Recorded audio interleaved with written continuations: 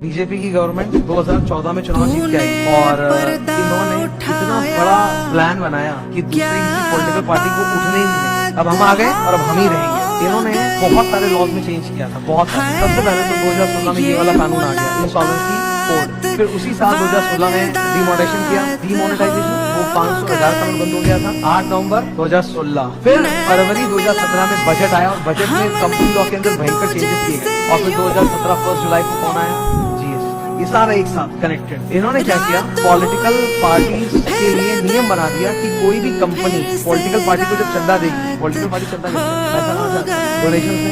कौन डोनेशन करता है, कॉर्पोरेट्स, क्योंकि उनको काम करवाना है। अरे मुकेश अंबानी अगर पॉलिटिकल पार्टी को चंदा देंगे तो क्या अपने जेब से देंगे क्या, कि रिलायंस के अकाउंट से देंगे, तो उनको कॉर्पोरेट डोनेशन कहलाएगा ना। तो इनको पैसा आता है कॉर्पोरेट से, और जितने भी कॉर्पोरेट को चंदा देते हैं ना उनको मुझे पक्का में देना पड़ेगा, कैश अलाउड नहीं।